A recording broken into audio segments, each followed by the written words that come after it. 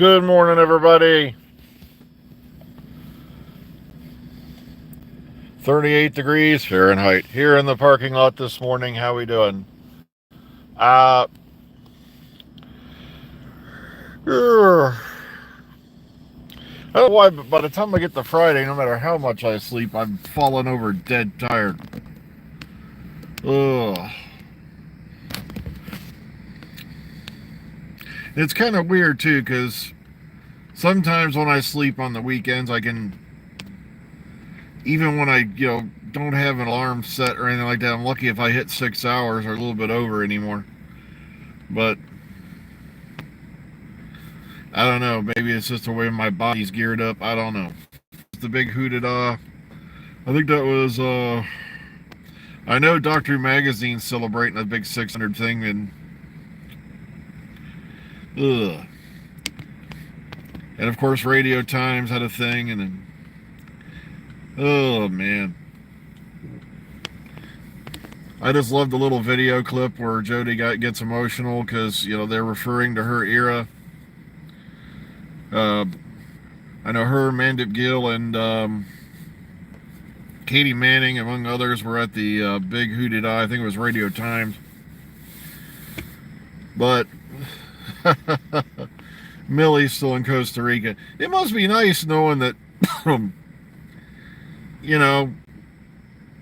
you've got enough money to hang out in Costa Rica for a month, even though, have you landed another job yet?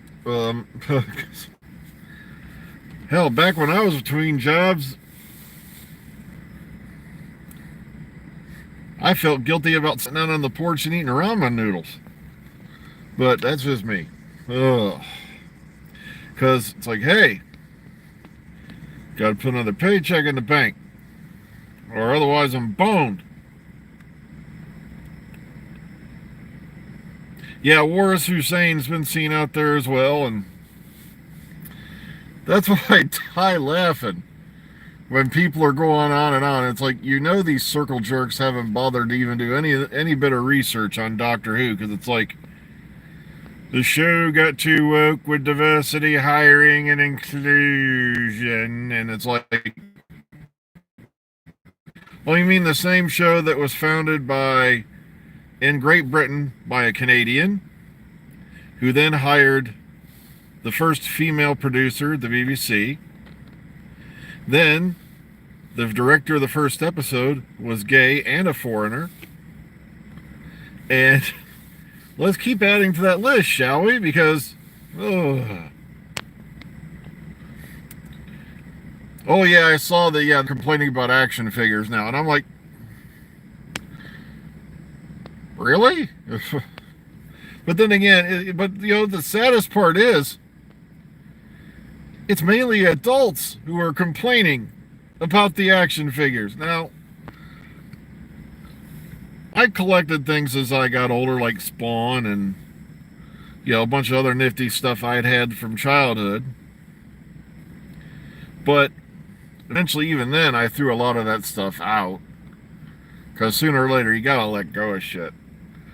Sadly, in my case, like I said, like with my Transformers and all that, it was either sell the Transformers or not pay the rent, or sell the Transformers and not eat that week, and it's like, that's where a lot of my Transformers went. But I'm not saying it's wrong to collect them, but I'm just saying, shouldn't you be happy, that at least you're getting issued them? Like, there's been speculation all over about the sightings of the Movellen action figures and stuff like that, and I'm like, hey, power to you. I hope they get the Rick James wigs right.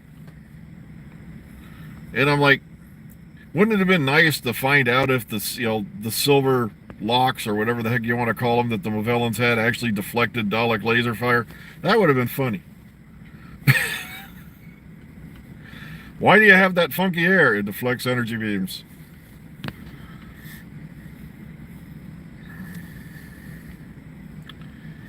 But you have to admit, though, at least for a time, the Movellans kicked the Daleks' ass, and so unfortunately, yeah, Daleks did eventually turn it around on them. And you saw a hint of that back in the pilot.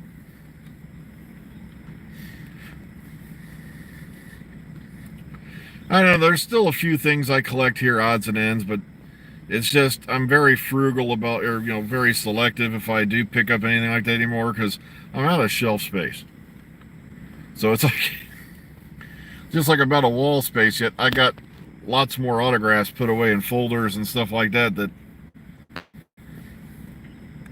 I just don't have room to put up.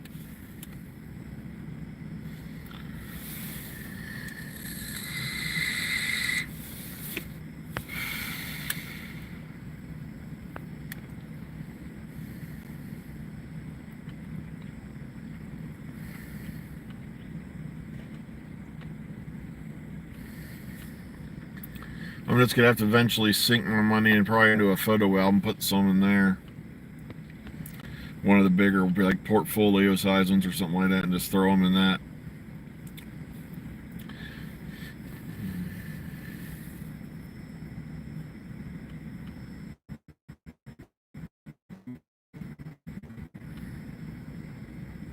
Like I said, I have a few like Funko Pops here and there I've picked up.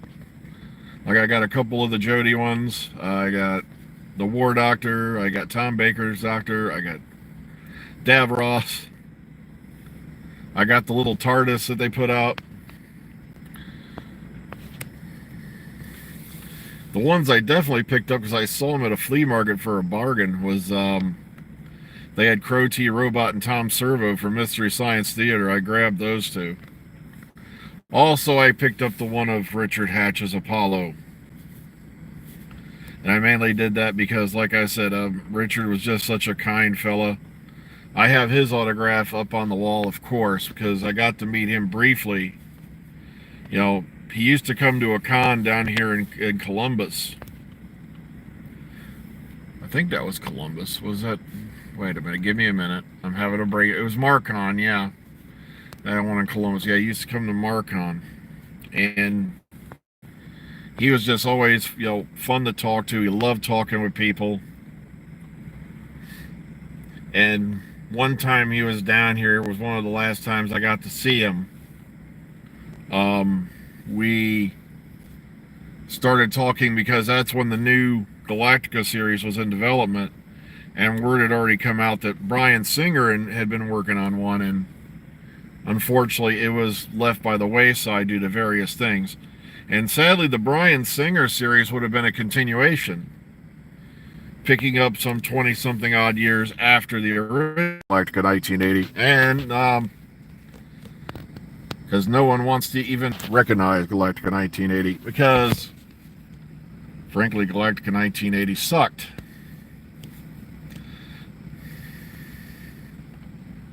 It was sadly another case of be careful what you wish for, you just might get it. But it's the only reason it came into being is because fans were pissed when they canceled the 78 series. And then what did they do? They basically fired just about everybody off the show except for Lauren Green, and Herb Jefferson appeared once as Boomer, and of course you had Return of Starbuck, where they had Dirk Benedict back for one episode, which was probably the best episode, probably the only good episode of that whole series, because you find out what happened to Starbuck. And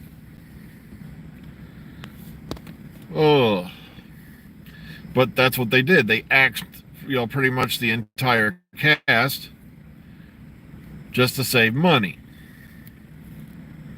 It's like, yeah, look at how well that's worked for other series.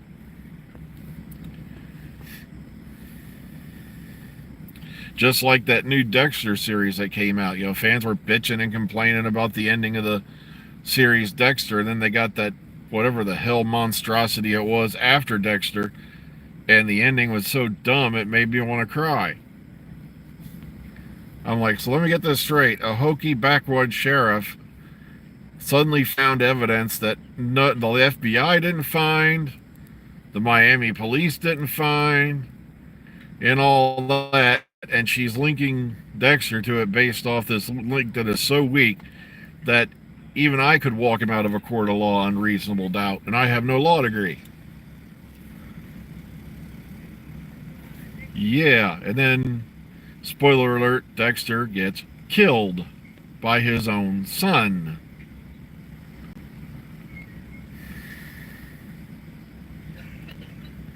And I'm like, guys, this is some of those times you just got to leave well enough alone. Like Escape from New York, and it's led to Escape from LA. One of the.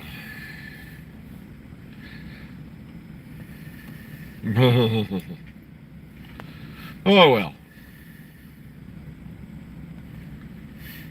I know, they're, like I said, look at what they did to season 2 of Buck Rogers, and then people wonder why I die laughing when they're trying to say they got such a raw deal with Chris Chibnall. I'm like,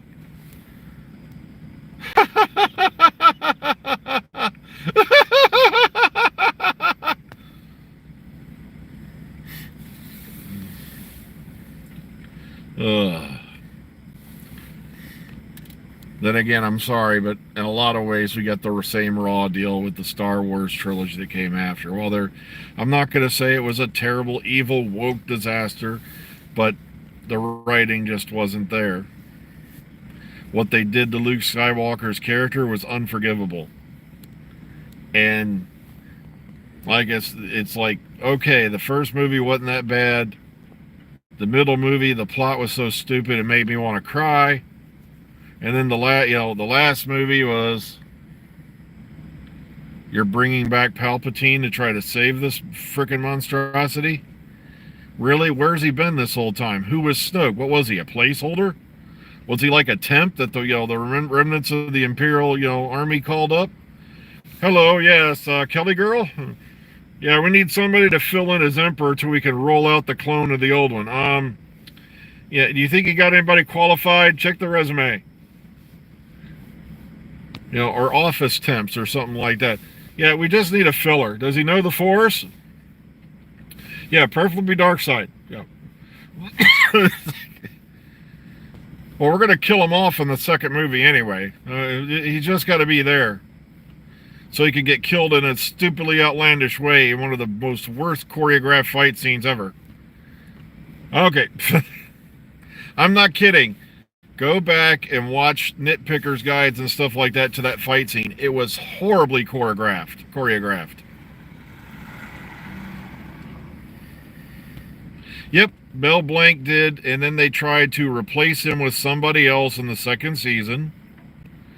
And it was thanks to, I think, Gil Gerard and others that he was brought back, I think, towards the end. I have to remember. I have to go back and reread that. But suddenly Twiki had a whole new voice, and everyone's like, and no one even recognizes it or explains why.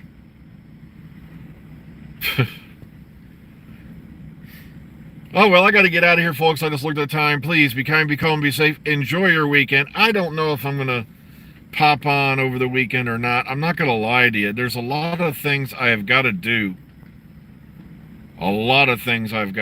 And